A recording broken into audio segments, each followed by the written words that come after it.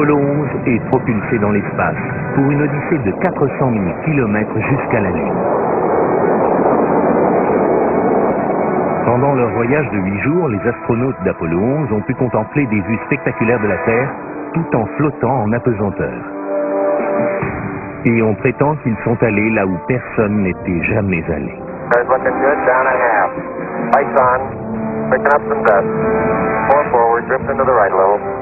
Contact light. Okay, engine stop. We copy you down, Eagle. Listen, Tranquility Base here. The Eagle has landed. Pourtant, se sont-ils vraiment posés sur la Lune? La plupart d'entre nous le font. Des millions de personnes ont vu à la télévision le module lunaire se poser et entendu prononcer ces paroles inoubliables. It's one small step for man, one giant leap for mankind. Mais jusqu'à aujourd'hui, certains prétendent que pour croire au petit pas de l'homme, il faut faire un grand bond dans la foi. Bill Kaysing était analyste et ingénieur pour Rocketdyne, l'entreprise qui a conçu les fusées Apollo. Beaucoup de problèmes se sont présentés dans les années 60 qui ont conduit les gens à penser que nous n'allions jamais parvenir à la Lune.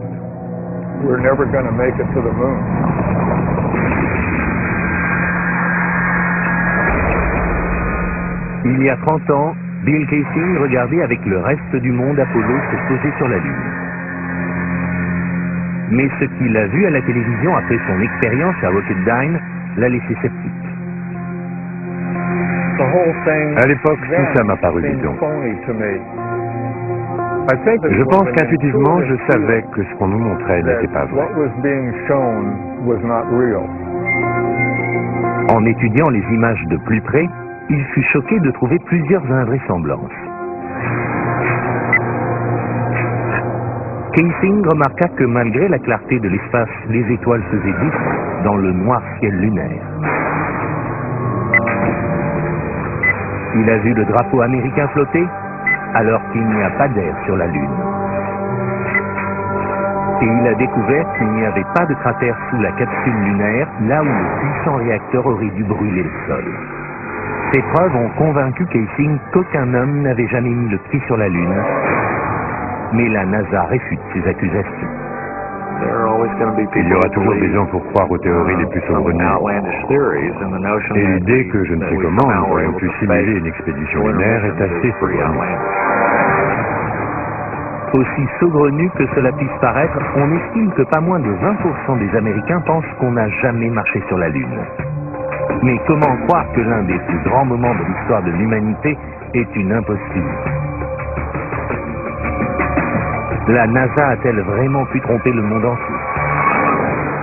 Selon un ancien astronaute, c'est tout à fait envisageable. Je ne peux pas être sûr à 100% que les hommes de la mission Apollo aient marché sur la Lune. Brian O'Leary était astronaute à la NASA dans les années 60 et il fut employé comme conseiller scientifique pendant les missions lunaires Apollo.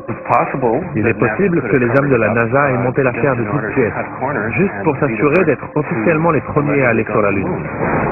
Un objectif à ce point important que les États-Unis se furent obligés de monter cette supercherie? Pour trouver la réponse, nous devrons revenir 40 ans en arrière, à une époque où l'Amérique et l'Union soviétique étaient embourbées dans la lutte pour la domination du monde. Les gens pensaient que le pays qui gagnerait la course à l'espace gagnerait la guerre froide. Et gagner cette course, c'était arriver les premiers sur la Lune. C'était une époque d'hystérie nationale. Le 4 octobre 1957, les Soviétiques ont terrifié l'Amérique en mettant en orbite Sputnik, le premier satellite de l'histoire. Le New York Times a dû publier un article expliquant aux Américains qu'ils ne transportaient pas de bombes nucléaires pouvant être larguées sur une ville depuis cette altitude. La peur de l'apocalypse nucléaire s'est renforcée dans l'opinion publique américaine lorsque les communistes ont pris la tête de la conquête spatiale. Le porte-parole de la Maison-Blanche a annoncé au Congrès que nous pouvions être menacés d'extinction. Beaucoup craignaient que le but final de l'Union soviétique soit de poser une base de lancement de missiles sur la Lune. Au même moment, le programme spatial américain battait de l'aile. Les chances d'atteindre la Lune et de revenir sur Terre sain et sauf étaient de l'ordre de 0,0017%. Autrement dit, c'était pratiquement impossible.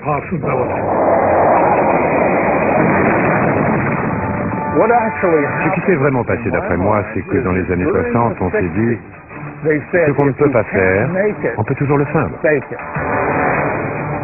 Mais si les missions Apollo étaient vraiment simulées, comment a-t-on pu mener à bien une pareille imposture?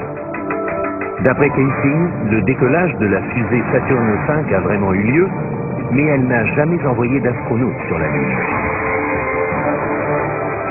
Les astronautes sont partis avec Saturn V. Ensuite, et cela explique leur disparition, ils sont juste restés en orbite autour de la Terre pendant 8 jours. Et pendant ce temps-là, on a montré ces images truquées d'astronautes sur la Lune. Mais le 8e jour, la capsule de commande s'est séparée du véhicule et a atterri, comme on a bien sûr pu le voir en image.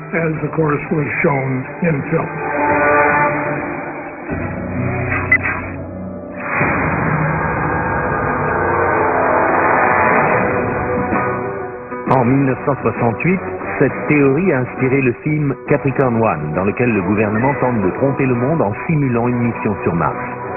We do not claim this planet in the name of America. We claim it in the name of all the people of the planet Earth. Les images d'Apollo sont d'ailleurs étrangement similaires à celles du film. Le producteur Paul Lazarus suggère que l'intrigue du film relève plus de la réalité que de la fiction.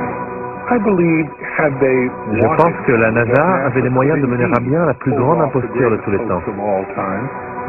Elle pouvait recréer la scène dans un studio de télévision sans jamais envoyer personne sur la Lune.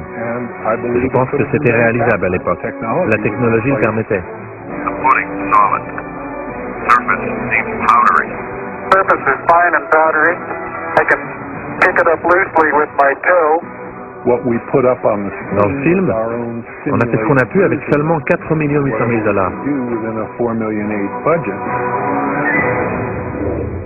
Mais selon Casing, avec ses 40 milliards de dollars de budget, la NASA avait les moyens de monter un canular. Je crois que l'État et la NASA ont simulé l'alunissage tout simplement parce qu'il était techniquement impossible d'y parvenir. Et ils ont dû trouver une solution de rechange pour l'opinion publique.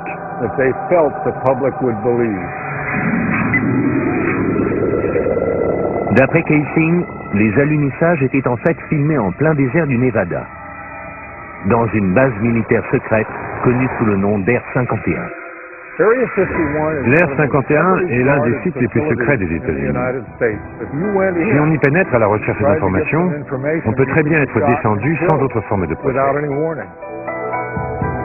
Des photos de l'Air 51 prises par un satellite espion russe révèlent non seulement une série de hangars qui ressemblent à des studios de cinéma, mais aussi des portions de terrain désolées qui ressemblent à la Lune et sont comme par hasard couvertes de cratères.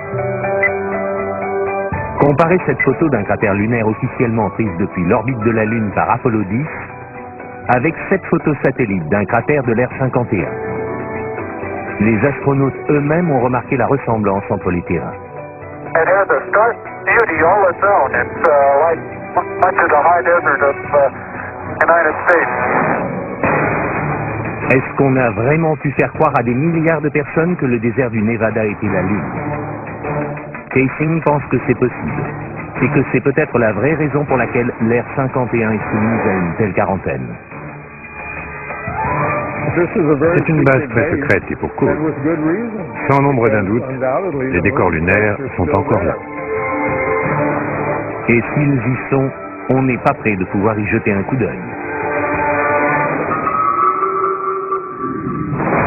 Dans la suite de ce programme,